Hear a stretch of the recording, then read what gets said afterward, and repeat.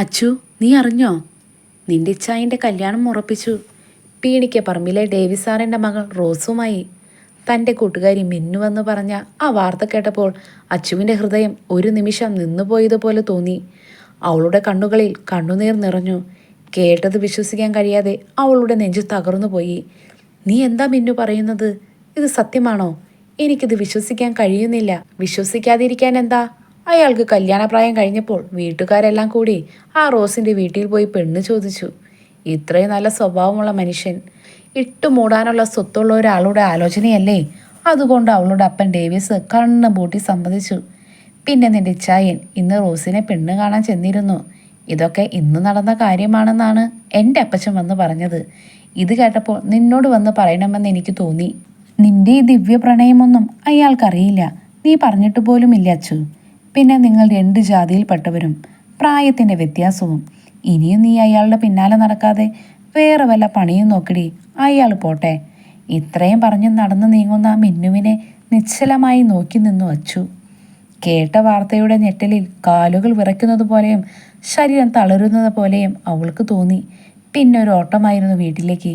വീട്ടിലെത്തിയതും തൻ്റെ മുറിയിൽ കയറി വാതിലടച്ച് അവൾ പൊട്ടിക്കരഞ്ഞു. ഇല്ല, എനിക്കിത് സഹിക്കാനാവില്ല. എൻ്റെ ഇച്ചായന് മറ്റൊരാളെ സ്വന്തമാക്കുന്നത് എനിക്ക് ഓർക്കാൻ പോലും കഴിയുന്നില്ല. എൻ്റെ ടോണി ഇച്ചായൻ. ഞാൻ ഇച്ചായനെ സ്നേഹിച്ചു തുടങ്ങിയത് ഇന്നോ ഇന്നലെയൊന്നുമല്ല. 15 വയസ്സ് മുതൽ എൻ്റെ ഈ നെഞ്ചിലേറ്റി നടന്നതാണ്. എന്നിട്ടിപ്പോൾ പെട്ടെന്ന് ഇച്ചായൻ മറ്റൊരാളുടേതാകാൻ പോകുകയാണെന്നറിഞ്ഞാൽ അത് ഞാൻ എങ്ങനെ സഹിക്കും? എനിക്ക് സഹിക്കാനാവില്ല. എൻ്റെ കൃഷ്ണ, ഞാൻ ഇതിനു വേണ്ടിയാണോ നിനക്ക് തുളസിമാല ചാർത്തി എന്നും വന്ന് തൊഴുതത്? അവൾ നെഞ്ചുപൊട്ടി കരഞ്ഞു. ഇത്രയും പെട്ടെന്ന് ഇച്ചായൻ എന്നെ മറന്നോ? ഇപ്പോഴും അച്ചുവിന് ആ പഴയ ഇഷ്ടമുണ്ടെന്ന് അറിഞ്ഞില്ലേ? അതോ 15-ാം വയസ്സിൽ ഞാൻ ഇച്ചായനോട് എൻ്റെ ഇഷ്ടം തുറന്നു പറഞ്ഞപ്പോൾ എന്നെ അപമാനിച്ചു വിട്ടതുകൊണ്ട് അച്ചുവിൻ്റെ മനസ്സിൽ ഇപ്പോഴും ആ ഇഷ്ടമൊന്നുമില്ലെന്ന് വിചാരിച്ചോ? അവളുടെ ചിന്തകൾ കുറേ വർഷങ്ങൾക്ക് പിന്നിലേക്ക് സഞ്ചരിച്ചു. കൊട്ടാരമറ്റത്തെ ടോണി ഐസക്ക്, ഐസക്കിൻ്റെയും മേരിയുടെയും മകൻ. എല്ലാവർക്കും ഒരുപോലെ ഇഷ്ടമായിരുന്ന ചെറുപ്പക്കാരനായിരുന്ന ടോണി. മറ്റുള്ളവരെ സഹായിക്കാനും പള്ളിയിലെല്ലാ പ്രവർത്തനങ്ങളിലും നാട്ടിലെല്ലാ കാര്യങ്ങളിലും മുന്നിൽ നിൽക്കാനും അവൻ എപ്പോഴും ഉണ്ടായിരുന്നു. ടോണി ചായനെ നാട്ടിലെല്ലാവർക്കും ഇഷ്ടമായിരുന്നുവെങ്കിലും കോവിലകം തറവാട്ടിലെ ഭരതൻ്റെയും ലീലയുടെയും മകൾ അച്ചുവിന് മാത്രം അവൻ പ്രണയവും പ്രാണനും ജീവനുമായിരുന്നു. ടോണി ചായൻ്റെ മുഖത്തേക്ക് നോക്കുമ്പോഴെല്ലാം പ്രണയത്തോടെ മാത്രം നോക്കിയിരുന്നവളായിരുന്നു അച്ചു. അവന് പോലും അറിയാതെ അവൾ ആ പ്രണയം തൻ്റെ മനസ്സിൽ സൂക്ഷിച്ചു വെച്ചു. അവൻ പോകുന്ന വഴികളിലെല്ലാം അവളുടെ കണ്ണുകൾ പ്രണയത്തോടെ അവനെ വീക്ഷിക്കും.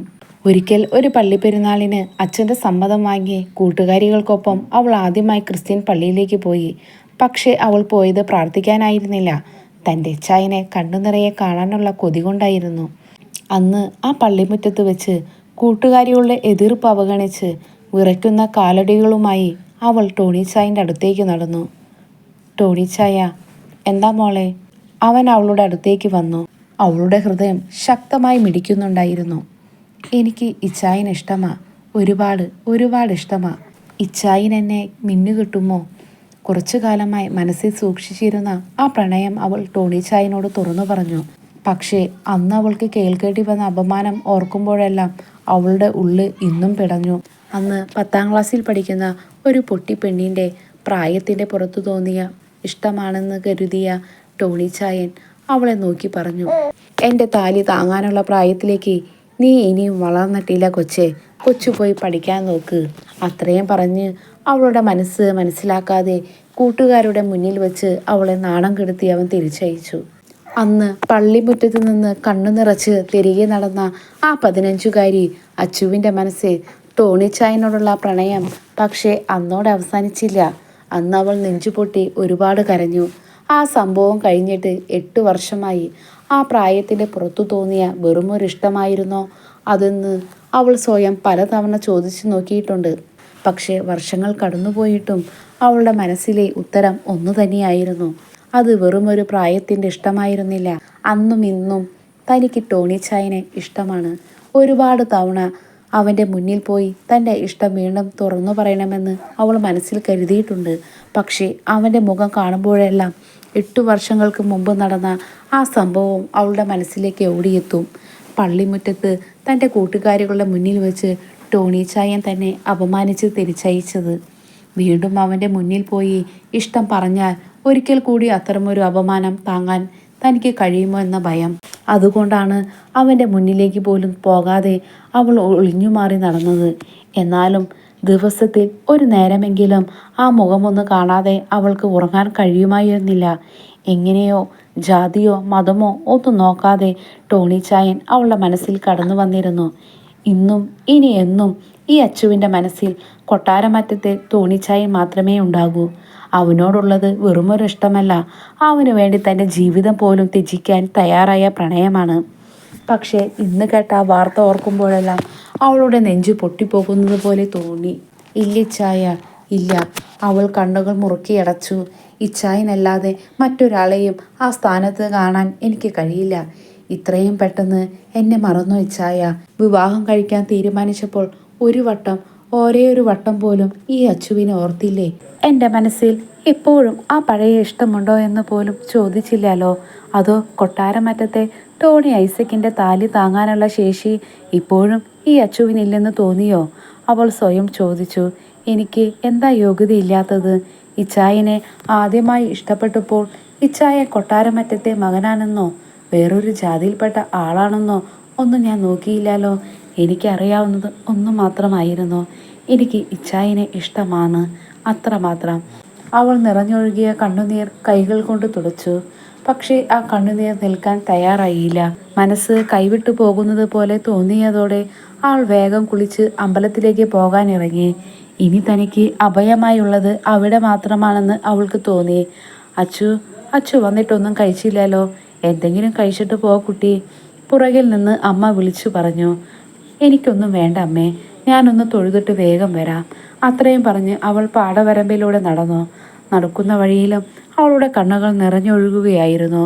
എന്നും കൂടെ ഉണ്ടാകാറുള്ള പ്രിയ കൂട്ടുകാരി അമ്മുവിനെ പോലും ഇന്ന് അവൾ ഓർത്തില്ല. അവൾ ഒറ്റയ്ക്കാണ് നടന്നത്. അവളുടെ മനസ്സ് മുഴുവൻ തൻ്റെ ഇച്ഛായിൻ്റെ പിന്നാലെയായിരുന്നു. ഒന്ന് കാണാൻ കഴിഞ്ഞിരുന്നെങ്കിൽ അവൾ അതിയായി ആഗ്രഹിച്ചു. അമ്പലത്തിൽ കയറിയതും അവൾ നേരെ ശ്രീകോവിലിന് മുന്നിലെത്തി. കൃഷ്ണന്റെ മുന്നിൽ നിന്നപ്പോൾ ഇത്രയും നേരം പിടിച്ചു നിർത്തിയിരുന്ന അവളുടെ സങ്കടത്തിൻ്റെ കെട്ടുകൾ മുഴുവൻ പൊട്ടിപ്പോയി. അവൾ പൊട്ടിക്കരഞ്ഞു. എൻ്റെ കൃഷ്ണ, എനിക്ക് എന്തു ചെയ്യണമെന്ന് പോലും അറിയില്ല. എൻ്റെ ഈ വേദന എനിക്ക് താങ്ങാൻ കഴിയുന്നില്ല കൃഷ്ണ. ഇത്ര വർഷമായി ഞാൻ ഇച്ഛായിനെ സ്നേഹിക്കുന്നു എന്ന് നിനക്കറിയാമല്ലോ. എൻ്റെ മനസ്സിൽ മറ്റാരുമില്ലെന്ന് നിനക്കറിയില്ലേ? 15-ാം വയസ്സിൽ തുടങ്ങിയ ഈ ഇഷ്ടം ഇന്നും എൻ്റെ നെഞ്ചിൽ തന്നെയുണ്ട്. എന്നിട്ടും എന്തിനാണ് എൻ്റെ ഇച്ഛായിനെ മറ്റൊരാൾക്ക് കൊടുക്കുന്നത്? ഞാൻ എന്തെങ്കിലും തെറ്റ് ചെയ്തോ കൃഷ്ണ? ഇച്ഛായിനെ സ്നേഹിച്ചതാണോ എൻ്റെ തെറ്റ്? ജാതി വേറെയാണെന്നോ പ്രായം വേറെയാണെന്നോ ഒന്നും നോക്കാതെ ഞാൻ അവനെ സ്നേഹിച്ചു. അവൻ്റെ കൂടെ ഒരു ജീവിതം സ്വപ്നം കണ്ടു.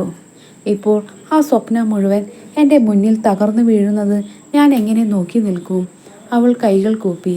കൃഷ്ണ, എനിക്ക് ഒരേയൊരു ആഗ്രഹമേ ഉള്ളൂ. എൻ്റെ ഇച്ഛായനെ എനിക്ക് വേണം. അവൻ്റെ മനസ്സിൽ എനിക്ക് വേണ്ടി ഒരു ചെറിയ ഇടമെങ്കിലും ഇപ്പോഴും ഉണ്ടെങ്കിൽ അതെനിക്ക് കാണിച്ചു തരണമേ. എന്നെ മറന്നില്ലെങ്കിൽ ഒരിക്കലെങ്കിലും അവൻ എൻ്റെ അടുത്തേക്ക് വരണമേ. എനിക്ക് മറ്റാരെ വിവാഹം കഴിക്കാൻ കഴിയില്ല കൃഷ്ണ. എൻ്റെ മനസ്സ് മുഴുവൻ ടോണിച്ചായിൻ്റേതാണ്. എൻ്റെ കഴുത്തിൽ ഇച്ചായിൻ്റെ താലി വീഴുന്നൊരു ദിവസം, അതാണ് ഇത്രയും വർഷം സ്വപ്നം കണ്ടത്. അത് നടക്കാൻ കഴിയില്ലെങ്കിൽ എനിക്ക് ഈ ജീവിതം തന്നെ വേണ്ടെന്ന് തോന്നുന്നു. കൃഷ്ണ, ഞാൻ നിന്നോട് ഇത്രയും വർഷം വന്ന് തൊഴുതതൊക്കെ വെറുതെ ആക്കരുതേ. എൻ്റെ ഇച്ചായിനെ എനിക്ക് തന്നെ തരണമേ. എന്ത് തടസ്സമുണ്ടായാലും നീ അത് മാറ്റണമേ. ഒരിക്കൽ മാത്രം ടോണിച്ചായൻ ഈ അച്ചുവിൻ്റെ മനസ്സ് തിരിച്ചറിയണമേ. കൃഷ്ണന്റെ മുന്നിൽ തലകുനിച്ച് അവൾ കരഞ്ഞുകൊണ്ടിരുന്നു. നിറഞ്ഞൊഴുകുന്ന കണ്ണുനീർ തുടച്ചു നീക്കി അമ്പലത്തിന് പുറത്തേക്കിറങ്ങി. അച്ചു വീട്ടിലേക്ക് നടന്നു. നടക്കുന്ന വഴിയിൽ അവൾ കൊട്ടാരമറ്റത്തുകാരുടെ തടിമില്ലിൻ്റെ മുന്നിലെത്തി. ഒന്നെത്തി നോക്കി. ഇല്ല, ഇവിടെയില്ല. ഞാൻ ഇടയ്ക്കൊക്കെ അമ്പലത്തിലേക്ക് വരുമ്പോൾ ഈ തടിമില്ലിൻ്റെ മുന്നിൽ തൊഴിലാളികളുടെ കൂടെ നിൽക്കുന്ന ഇച്ചായിനെ അവൾ കാണാറുണ്ടായിരുന്നു. അത് കാണാൻ വേണ്ടി കൂടിയായിരുന്നു പലപ്പോഴും അവളുടെ വൈകുന്നേരത്തെ അമ്പല ദർശനം. അതോർത്തപ്പോൾ അവളുടെ മനസ്സിൽ വീണ്ടും നിരാശ നിറഞ്ഞു. അവൾ മുന്നോട്ട് നടക്കാൻ തുടങ്ങിയതും പെട്ടെന്ന് പിന്നിൽ നിന്നൊരു ജീപ്പിൻ്റെ ശബ്ദം കേട്ടു. ആ ശബ്ദം കേട്ട നിമിഷം തന്നെ അവളുടെ ഹൃദയമൊന്ന് പിടഞ്ഞു. തിരിഞ്ഞു നോക്കാതെ തന്നെ അവൾക്ക് മനസ്സിലായി, അത് തൻ്റെ ഇച്ഛായിൻ്റെ വണ്ടിയായിരുന്നു. വിറയ്ക്കുന്ന ശരീരത്തോടെ അവൾ പതുക്കെ തിരിഞ്ഞു നോക്കി. പിന്നിൽ വന്നു നിന്ന ജീപ്പിന്റെ മുൻഭാഗത്ത് വലിയ അക്ഷരങ്ങളിൽ എഴുതിയിരിക്കുന്നു, കൊട്ടാരമറ്റം. അവളുടെ കണ്ണുകൾ നേരെ ഡ്രൈവിംഗ് സീറ്റിലേക്ക് പോയി. കൊട്ടാരമറ്റത്തുകാർക്ക് തടിമില്ല് മാത്രമല്ല, ഒരുപാട് കമ്പനികളുണ്ട്. എത്രയോ പാവങ്ങളെ സഹായിക്കുന്നുമുണ്ട്. പക്ഷേ എൻ്റെ പ്രണയം മാത്രം അവർക്ക് മനസ്സിലാക്കാൻ കഴിയുന്നില്ലല്ലോ, അവൾ മനസ്സിൽ പറഞ്ഞു. അപ്പോഴേക്കും കൊട്ടാരമറ്റത്തുകാരുടെ തടിമില്ലിൻ്റെ മുന്നിലേക്ക് ജീപ്പ് നിർത്തിയിരുന്നു. ഡോർ തുറന്ന് പുറത്തേക്ക് ഇറങ്ങിയ തൻ്റെ ഇച്ചായനെ കണ്ടതും അച്ചുവിൻ്റെ ഉള്ളമൊന്ന് പിടഞ്ഞു. എത്ര നോക്കിയിട്ടും അവളുടെ കണ്ണുകൾക്ക് അവനിൽ നിന്ന് മാറാൻ കഴിഞ്ഞില്ല. ചുറ്റുമുള്ളതുമൊന്നും അവൾ ശ്രദ്ധിച്ചില്ല. അവളുടെ മുന്നിൽ ആ നിമിഷമുണ്ടായിരുന്നത് ഒരാൾ മാത്രം, തൻ്റെ ടോണി ചായൻ. പക്ഷേ മുന്നിൽ അച്ചു നിൽക്കുന്നുണ്ടെന്ന് പോലും ശ്രദ്ധിക്കാതെ ടോണി തൻ്റെ കൂട്ടുകാരനെ വിളിച്ചുകൊണ്ട് തടിമില്ലിനുള്ളിലേക്ക് കയറിപ്പോയി. അത് പതിവായിരുന്നെങ്കിലും ഇന്ന് അവൻ്റെ അവഗണന അവളുടെ നെഞ്ചിൽ ഒരു നോവായി നിറഞ്ഞു. ഒന്ന് നോക്കിയത് പോലുമില്ലല്ലോ. അവളുടെ കണ്ണുകൾ നിറഞ്ഞു. ഇച്ചായൻ റോസിനെ വിവാഹം കഴിക്കാൻ തീരുമാനിച്ചു കാണുമോ? ഇച്ചായൻ്റെ മനസ്സിൽ ഒരു കോണിൽ പോലും ഈ അച്ചുവിനൊരു സ്ഥാനമില്ലേ? ഞാൻ ഇന്നും ആ പഴയ 10ാം ക്ലാസ്സുകാരിയല്ലല്ലോ. ഇന്നെനിക്ക് 23 വയസ്സ് കഴിഞ്ഞു. പക്ഷേ അന്നെൻ്റെ ഉള്ളിലുണ്ടായിരുന്ന ആ ഇഷ്ടം ഇന്നും അവിടെ തന്നെയുണ്ട്. അത് 100 മടങ്ങ് കൂടിയിട്ടു. ഇച്ചായ ഇത്രയും നാൾ പിടിച്ചു നിർത്തിയിരുന്ന തൻ്റെ ഉള്ളിലെ എല്ലാ വിഷമങ്ങളും അവൻ്റെ നെഞ്ചിലേക്ക് ഇറക്കി വെച്ച് ഒരിക്കലെങ്കിലും ഉറക്കെ പൊട്ടിക്കരയണമെന്ന് അവൾക്ക് തോന്നി. അവൾ പോലും അറിയാതെ അവളുടെ കാലുകൾ വീണ്ടും അവൻ്റെ പിന്നാലെ സഞ്ചരിക്കാൻ തുടങ്ങി. തുടരും. വീഡിയോ ഇഷ്ടപ്പെട്ട് കഴിഞ്ഞാൽ ലൈക്ക് ചെയ്യാനും കമൻറ്റ് ചെയ്യാനും സബ്സ്ക്രൈബ് ചെയ്യാനും മറക്കരുത്. അപ്പോൾ ഓക്കെ, ബൈ.